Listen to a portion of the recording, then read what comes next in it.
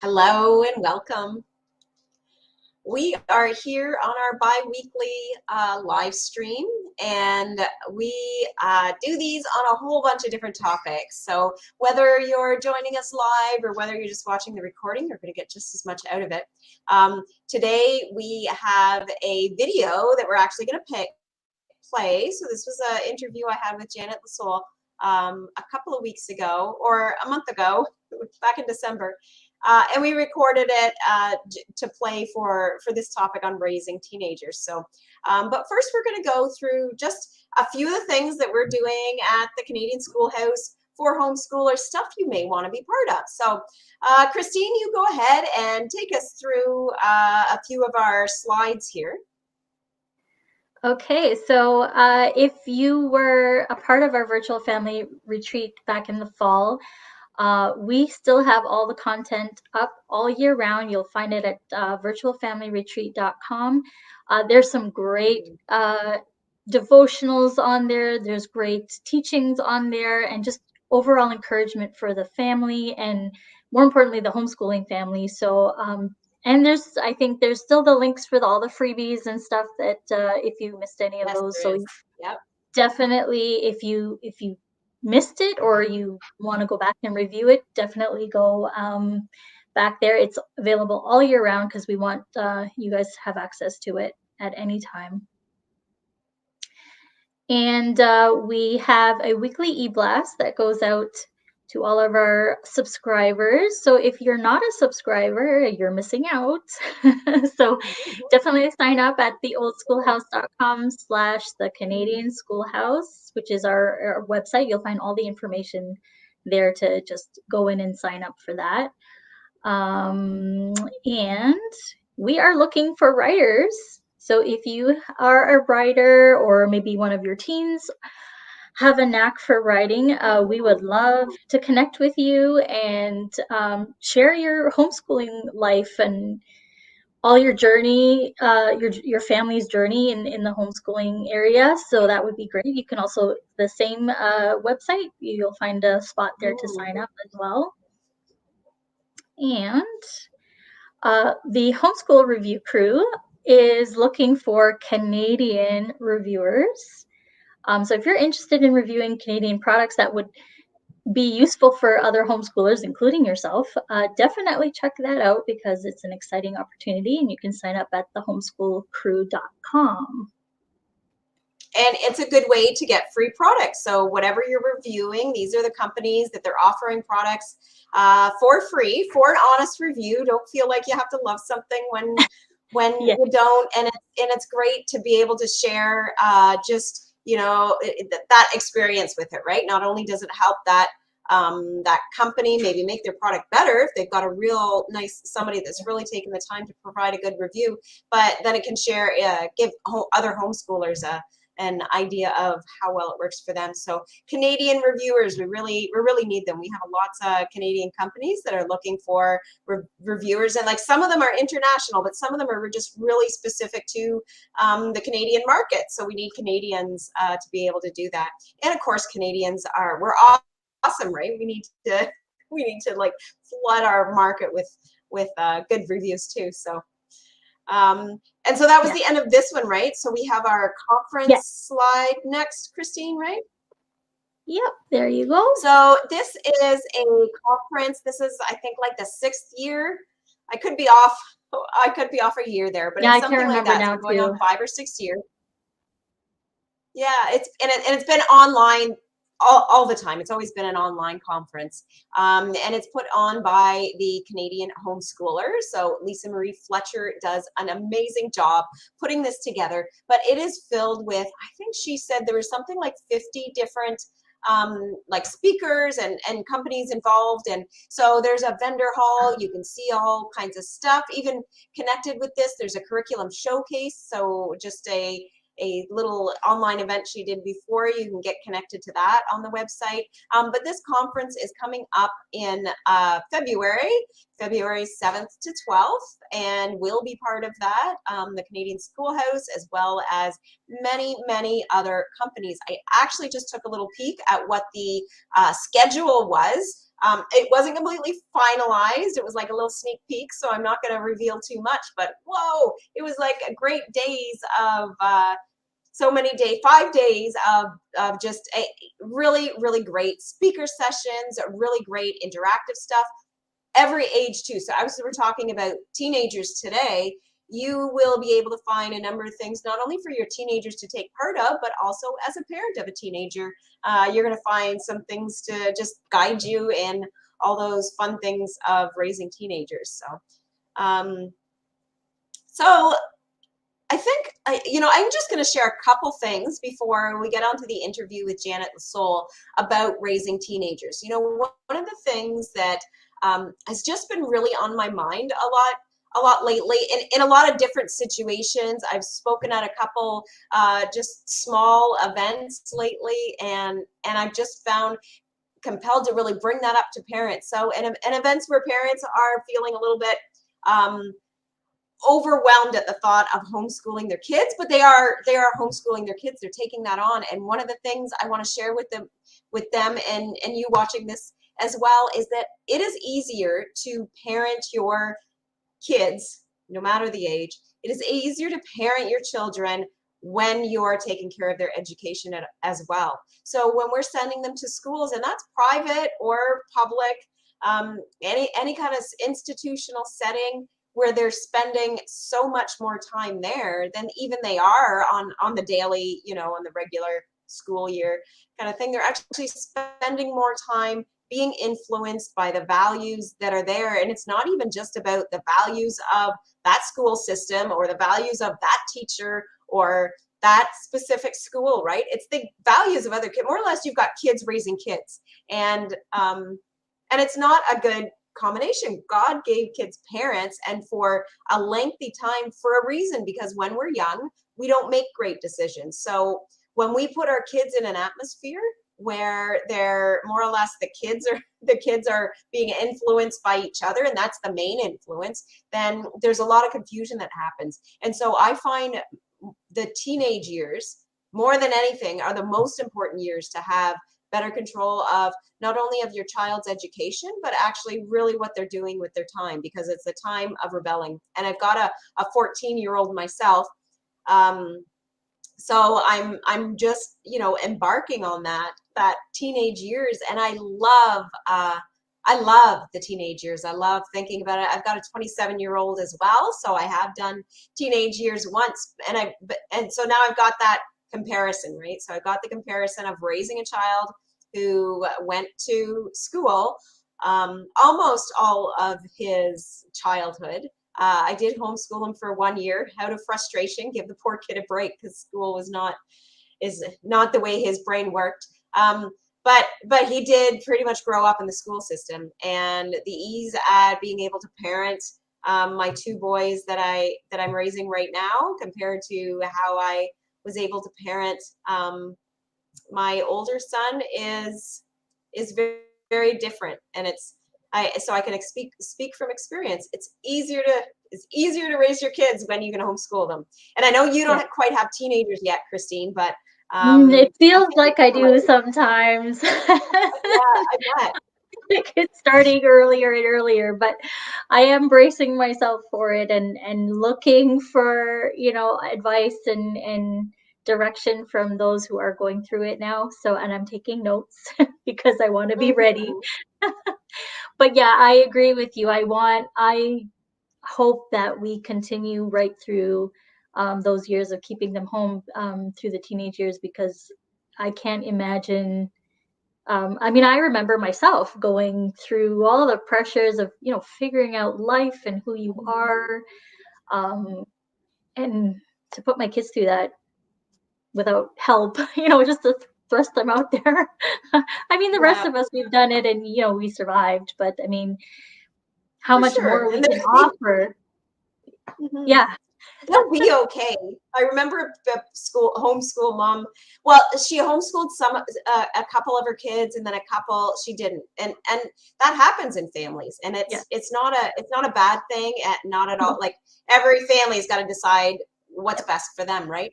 But it really, and she said that, like, I'm sure they'll be okay, right? Going to school, these ones that were actually going to school. And yeah, they're going to be okay. We're okay. We both went through, like, lots of parents we turn out okay, and we're resilient, right? We get stronger and the struggles and challenges that we have. But if I can take a few of those challenges and struggles away from my kids, there already is just growing up, just maturing through puberty and through those teenage years. Like, just speaking of that time specifically, there's already challenges that our kids are going to face. And if they don't have that confusion from what's happening, especially as teenagers, the social scene seems to be so much more important. And and although I would never regret having my son, so my oldest one, who's 27, I got pregnant at 16, and I'm pretty sure if I was homeschooled, that wouldn't have happened. My life would have not been. I would have not been in that rebellious kind of life. I wouldn't have had the experiences that I did that had me that resulted in me being a teenage mother. Now, it worked great for lots of reasons, and I actually think it's great that I can be able to compare that now that I homeschool these two boys, and I've homeschooled them since birth. I knew before they were born that was what we were going to do. It's certainly a good reason, but just, I if we, like, take some of that confusion away, and as they're older, it's actually really easier to homeschool them. They can really direct that learning and that education a lot better themselves. So so we'll play that video now, Christine. I want to mention to everybody that we are going to be in the background. We're just going to put the video full screen, and we'll maybe put a couple of comments in here as we go along. Maybe just some of those links that she shares, websites and resources, then we'll share that. So we'll be in the background. Feel free to comment if you're watching us live here. And then we will just come back on after the video and just say a little goodbye. Okay. So the first thing that we did was we prepared for the GED. So in every community in Canada, you will have access to a GED exam. Now, you may have to go to another city. Where we lived, we had to go to a neighboring city, and they'll have them scheduled like 4 to 6 times a year. Probably in Toronto and Ottawa, they have them more often. I don't know about the rest of Canada, but you sign up for the exam. And what we did was we backed it up about 9 months, and we said to her, okay, you need to start preparing about 9 months before the day, and you write the exam. And like I say in point 2, step number 2, you write the exam and you get the results. You forward the results to the community college. The college will accept you as long as the marks are good. And then you enroll into a pathways program or a diploma to degree program, or sometimes it's like transfer credit program. Every college has a different name, but it's basically a 1 or 2 year program that is specifically designed to get the student to university. So when the student completes that 1 or 2 years, they then use that diploma and then transfer to the university. So what we did was, when we found out about this process, we backed it up 9 months, as I said, and she started to prepare. So the GED has 5 sections. So it's math and science, social studies, and then there's 2 language arts components. One is language arts reading comprehension, and one is language arts writing. So we said to her, we are not going to manage your schedule, because I personally feel like one of the most important skills a student can learn is time management.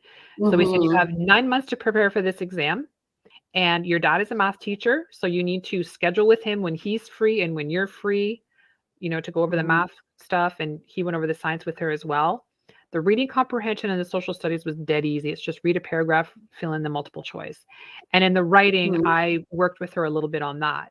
So what I did was I just taught her the hamburger essay. And for the GED, you don't need anything more than the hamburger essay. Once she wrote the GED and was accepted into college, I went over more sophisticated essay writing. I did the MLA format. Like, I didn't leave it at the hamburger format. We worked on something more sophisticated. But for the GED, that's all you need. So all I did was I wrote down random essay topics on a piece of paper, and then I folded them up and I put them in a jar on the coffee table. And I said, whenever you have time, you go through these essay questions and I will mark it. And so that's what she did. So she prepared for 9 months and she wrote the exam. She got a successful result. She applied to the college. She went to the college. She completed the year. And within that year, they had a university fair. And she already kind of knew that she wanted to go to that University A because they had the agreement. So at the university fair, there was a number of schools present. And I actually recommend this to all parents who have teenagers. Even if you're not at college, go to those fairs and make connections with people. So it's so much better when you talk to somebody personally, and they're all recruiters. That's their job. They're trying to entice people to come to their institution. So we met somebody at the university she was interested in, and he was a young man who had already graduated from the university, and he was now a recruiter. So we made that connection, and we said she's unique. She was homeschooled, GED, college, et cetera, and he gave us lots of really good advice. And one really important piece of advice he gave us was to make, because the credits that she achieved at that year of college would be potentially transferable, especially if the marks were really high. They said that's how they made the judgment. So if, one of the marks was sort of iffy, they'd say you have to repeat that. But that was hugely motivating for her. She thought, well, I don't want to repeat anything. And so she worked really hard and she got really high marks. And then we would contact him every so often and say, what documentation do you need? And just to ask him his advice. So that was really great to make that connection. So that's what she did. She ended up after she got accepted to that university, she said, I'm not going to go until next year, because just like she went to college from January to August, which was like a winter summer. It was like an off kilter year. And she couldn't apply for that September. It was too late. So she went back and traveled. She's been traveling nonstop since she was 16. Travel is normalized. Travel is her normal. So she went off traveling. And in that process, she said, you know what? I'm not sure if that program is right for me. I don't think it has exactly what I want. So she changed her mind and she applied to a different university. Now, here's what's interesting. The university that she applied to, the second one that she applied to, there was no articulation agreement. So I said to her, you might have to repeat all those courses. She goes, I don't care. It has exactly what I want. This is the program that I want to take. So she applied through the, what do they call it? UCAS? I can't remember what they call it when you apply to university and you go through Guelph. I think it's called UCAS. She applied through the Central Clearinghouse, and we were waiting for a decision from the university. And she was getting these emails from the university saying, can you please submit a couple of more documents? So in that period of travel that I was just talking about, she actually went to France for several months and she took a language program there. And then she went to Korea and she took a language program there. And she had that on her application. So they said, can you please provide proof and provide your results? So they were interested in her. They were looking at more than just her college scores. So ultimately they accepted her. And not only did they accept her, they accepted her directly into second year and they gave her a scholarship. And we were shocked because they had no agreement with the college. So this is the thing that we find is when you start researching something, like all this other information, like that you'd never even imagine coming up. So she ended up getting accepted to this university, and then the pandemic hit and she didn't want to do online. She's like, I don't want to spend all that money and do online. So then the borders opened back up. So now she's off. She's traveling again. She's actually back at university in Korea. So I don't know what's going to happen after this, but she's ready to go to university whenever she is ready to do that. But that's the process that we use. Yeah. That's really, let me take this picture now. That's a really nice, thorough explanation. And of course, there's even more details, and check out that article that we have the link there for, and be able to see really, Janet has broken this down really, really nicely. She's shown lots of books that you can use so you don't need to have teacher parents to be able to, that help that Janet mentioned, her and her husband, And as I'm sure as most of you know, as a homeschooler, you don't need to have that teacher training at all to educate your kids, and you don't need that for the GED. There's actually lots and lots of books available. I think there's a picture there, and you showed even like 3 or 4 different books. Am I right that she studied from? There unfortunately, so the GED it was founded, if you will, in the States. It was an American-based process, but we adopted it up here in Canada. I don't know when, but so the resources for Canadians is very limited. But I do have a picture of all 3 titles that we used, and also the list of contacts in each province is there. But I do have a very strongly worded paragraph that says, make sure whatever I write in the article or whatever I'm saying here now could have changed. The stipulations change all the time. And quite frankly, they could change for the better. So one thing that I was really surprised to find was in Ontario, as an example, you cannot write the GED unless you're 19 and you have to have been out of school for 1 year. Well, my daughter was not 19 and she had never been to school. And like I said, the GED is designed for people who have not completed high school. It's not really designed for homeschoolers. So when I called and said she's never been to school and she's 18, and they said, oh yeah, she can write it at 18. I just needed to get, this is where the letter of intent came in handy for Ontario. I just needed a response from the school board saying that they had received our letter of intent, and that proved that she had never been to school. But in other provinces, when I was calling the other provinces about the age stipulation, many of them said to me, we are going to be lowering the age. So there, it sounds to me like even in some provinces, you can be younger than 18. So always call, like the stipulations change. And so wherever you live, make sure you call and get everything confirmed. And also make sure the university and that, like, make sure all those steps that I've indicated in that graphic, make sure that that is still the case, because things may have changed. Great. Well, that's great for you to share that. But you also shared about, of course, at least your one daughter anyway, her love for traveling and that desire sometimes that maybe it's really good to have that gap year, right? To have that year before you're kind of done the homeschooling part, you're kind of education in your childhood, right? And it's really good to discover. And you actually mentioned that even when you mentioned that, and I'm not sure if you added that in the article, because you wrote that article, was it maybe even 2 years ago? I think it was probably 2 years ago or more.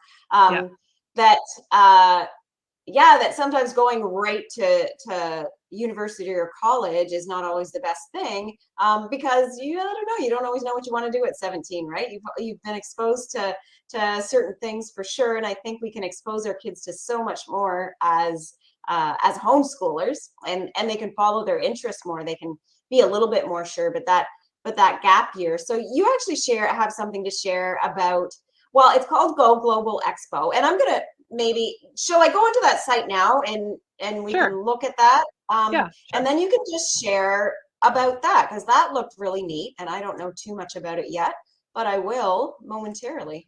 Okay. So you're bringing up the Go Global Expo, right?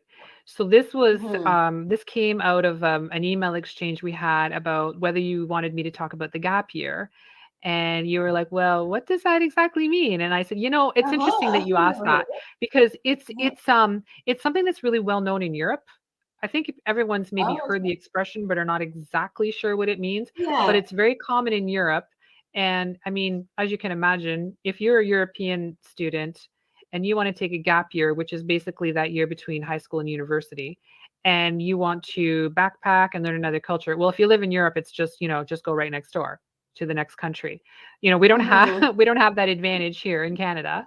But a gap year, nevertheless, is something that we encouraged, particularly because we have 2 very different children. We have one that knew what she wanted to do from the time she was 12, and there was absolutely there's no veering off that course. And some kids are like that, but I actually think it's rare. I think it's rare when someone knows at that young age. So we just supported that. But then the other child was, I kind of know what I want to do. I'm not exactly sure if this is the program. And a lot of kids I have no idea what I want to do. And I Mm-hmm. think that some families in North America, I don't know why, but I remember this when I was young too, is that you just needed to go from high school to university. Should be no break in there. I think parents Mm-hmm. used to express the concern that if kids don't go right after high school, they'll never go to university. I don't Yeah, know where that myth came out from. there, I think. Did you hear that too when you were growing Yeah, up? yeah, that's So sort of the thing. Oh, if you don't go right after, you just got to continue that education. Well, I don't think that's true because I think we should be learning all throughout our lives, right? So whether you take a year after high school or maybe even 10 years, so many adults going back to school. So it's that I don't think there's much soundness in that comment. and I think that like for us, I felt like um going to university or college right after high school just for the sake of going, I think it runs the risk Yeah. of having the child feel the pressure of, well, like, it's expensive to go to university in Canada. And Hmm. do I enter into this program and spend the thousands of dollars and then decide this isn't right for me? And can I really transfer or quit now? There's some pressure there to continue with something that they're not really interested in. And then what happens at the end of Hmm. 4 years? Do they go to a brand new school and spend all that money again? Do they get it? Do they just say, oh, forget it, and just get into a career that they're sort of lukewarm about? We did not want that. Yeah. So when, like I was explaining, when my daughter got word that she was accepted to the university and she said, "Well, I'm gonna travel again," we said, "Go," because the most important thing is that you need to be sure. And it was the right decision because Hmm. while she was traveling, she said, I don't really think that it's the best program for me. So good, because she would have gone and she would have discovered that while she was in the program, and who Hmm. knows what would have happened. So a gap year is that gap between high school and university, and it usually encompasses travel. I mean, for the most part, it doesn't always, but usually it encompasses travel. I mean, you can take a gap year and just Hmm. work if you want to. But so actually this second daughter, she's actually on her fourth or fifth year of a gap year. Now, almost two of those years were taken up by the pandemic where she was just working because Yeah. nobody could do anything then. But she's done a number of things during her gap years. And so one of the things that we did was this Go Global Expo that you've got up on the screen there. So Hmm. this is a hosted by Verge Magazine, which is a Canadian magazine, and you can Oh, yeah. see the just even the toggles across the top. If you click on some of those links, you'll see there are volunteer opportunities, there are work opportunities. Hmm. But this Go Global Expo, they do it they usually do it every year. I don't know if they did it last year or this year because, things were locked down a little Hmm. bit, but they always have it in Toronto and Montreal. And if you can't go in person, they'll always list the participants and the information on the website after the expo. But we Okay. went in, must be 3 or 4 years ago now, and they had um, booked an auditorium at Ryerson University, and they had the participants were just around the perimeter, and there were universities there were volunteer Hmm. opportunities, there were charitable organizations, and they were all there to provide people with information and to answer any questions. So again, we went there and we made connections with people and we got their business cards, and it was just a way to get some ideas going. Like, she didn't know at the time what she Hmm. wanted to study, and so what she ended up finding out, this is exactly why this was a valuable experience. She found a French language program in France that she really wanted to take advantage of, and that's how we discovered it. And so it was not just that, but it was also the French language program plus the homestay. So this Hmm. is great for maybe 18-year-olds, 19-year-olds, like the young adults, because to Hmm. go, to travel or backpack at that age can be kind of intimidating. But when you go to a language Yeah. program, everything's sort of organized, and you, especially to do the homestay, you're with a family, there's a little bit more Hmm. stability there. So she did that.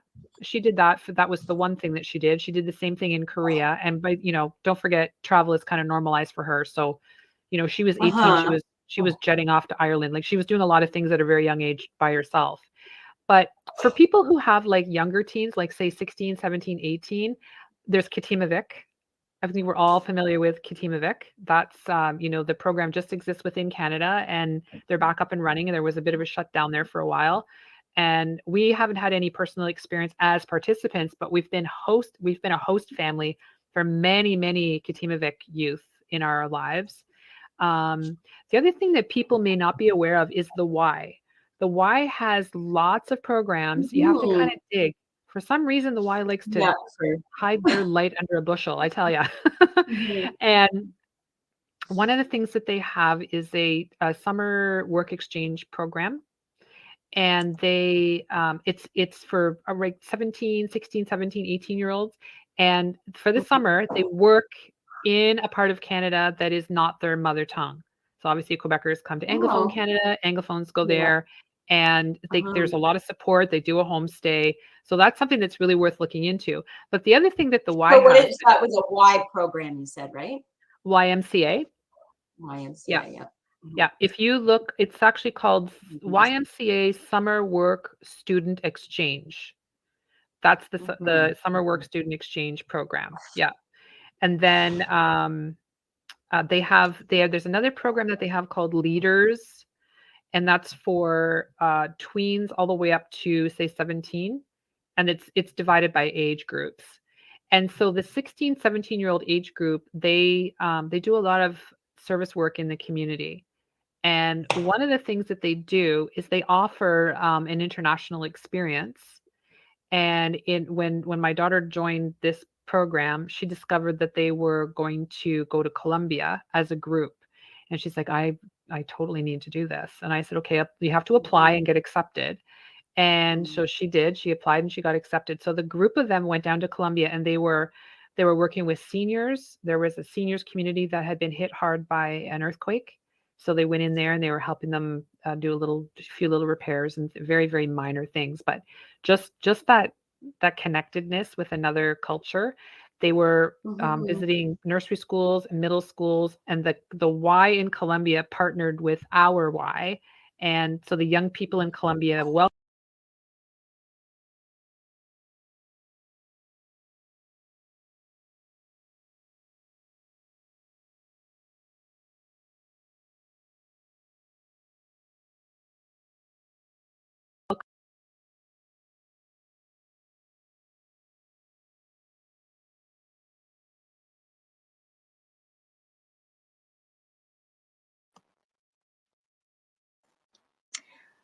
I think we've got some.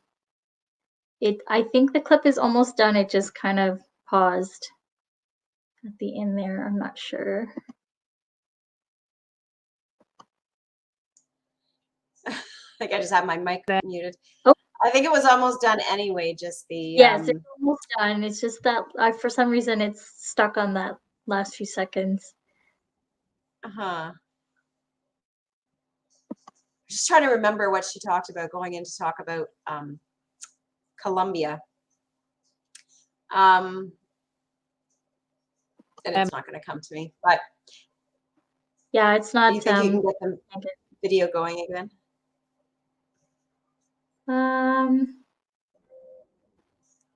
Could bring it back a little bit. Very, very minor things, but just that connectedness with another culture. They were visiting nursery schools and middle schools, and the Y in Colombia partnered with our Y. And so the young people in Colombia Nope.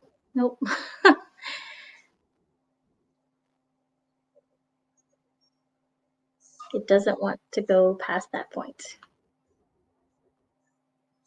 That's okay. You know what I'm thinking, though, that she didn't, because we had a few of those links, and we can maybe just share them all. We'll share them all in a comment there. But I do kind of remember she was talking about that exchange program through the Y. So we've got that. I don't know if you shared that one already. Did you? I'm going to do Christine? it right. Maybe not quite yet. There we go. Yeah. So check those comments for the Y, as they call it, the summer exchange program. That one sounded really, really neat how they set that up.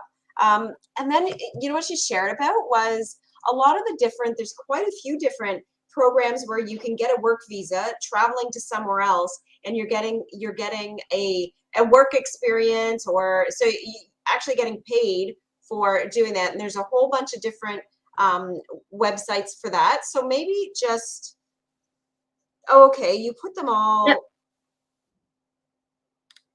right in the comment there. Yes. Oh, I see what it did.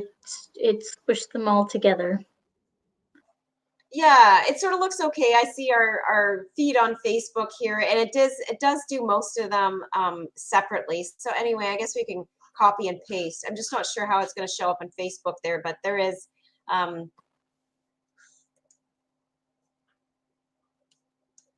I also put that I'd never heard of. See if I'm going to say it right. Katimavik, but I did get that link there as well about Katimavik, and that's a really neat organization as well. So something to check out for those experiences for kids. And it looks like they were for teenagers, still kids though, right? So a little bit through volunteering and employment, their programs seem to be about. And you know, just because we've got this interview with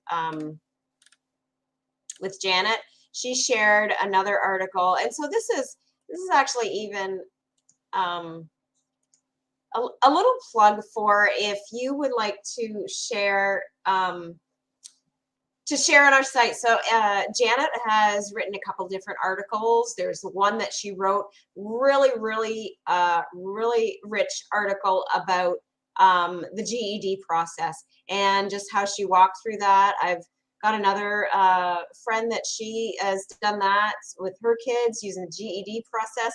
And there seems to be a little bit of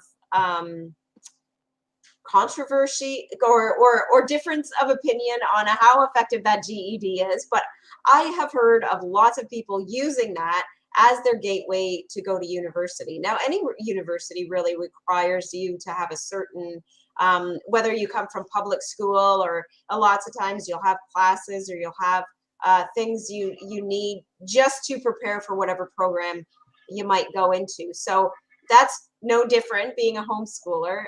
But this GED process is one way. I was just doing a little bit of research before this live, and I saw a couple, and these were just on websites, but saying how the GEDs were not accepted by universities. And that's just not true. We've heard that from Janet here. I've heard it from a number of other people. That's your pathway. Now, a GED is not the exact same thing as a high school diploma, but even a high school diploma does not get you into university. Just having a high school diploma doesn't get you into university, right? So doesn't matter whether the government issued it or a high school issued it or whether you've got this GED that's, just doing a review just to make sure you're at a certain competency level. And I will say from my son who does have a Ontario secondary school diploma, it really doesn't mean much. My boys are better educated than my son is now. Now he's 27. He's at a number of years after high school, and he has learned lots of interesting things. He's learned lots of skills. He's learned a lot more after school than I think he ever learned during school. But I will say that spelling, one of those basic things, spelling, like he just did not grasp that, and he doesn't have a very good grasp of it now. I think both my boys, who are 10 and 14, they are better spellers than him. So it's a little bit of a false sense of security thinking that we put our kids through this government education, and that somehow that they are just wonderfully educated, and they aren't. It's a really low quality education, to say the least. And now that's not saying kids can do great in different situations. I myself, that kind of setting worked wonderfully for me. So that was, until I started rebelling in high school, and then my marks went to didn't do very good because I just didn't show up. I just skipped school a lot. And you can't get decent grades. But after I got over that, and then I finished another year. After my rebellious years, my marks went right up again. But again, it's only because I applied myself, and that setting worked for me. Give me a book and tell me what to do, and that's how my brain works, and that's that's a lot of what our, group education settings are like. So just as another little plug for home education, your children are going to get a better quality education when they have it customized to them and not trying to fit into a different format. Most definitely. So I think I'm going to post this one other article that Janet wrote as well, and this one was about teaching French, being immersed. So they actually spent some time. This is when our girls were younger. Actually, it's not. I don't even think either of them had reached teenage years at that point. But she had shares her experience of actually going to Quebec, and I think it was doing some camps or something like that. But anyway, her girls were right immersed in that language. They maybe had a little bit of an understanding at first. But after that, and I think she was saying it was just like a summer, but just a period of a few months, and they had just got a better grasp. And I think most of us do know that it's a better grasp of an article of a language.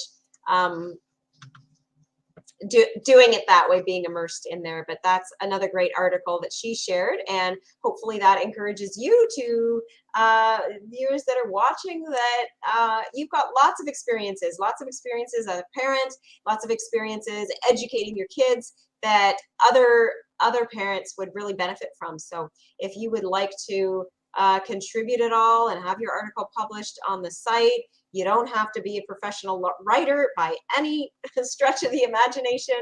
You just have to kind of know how to write. And your teenagers, we love having lots of different stuff from them. So I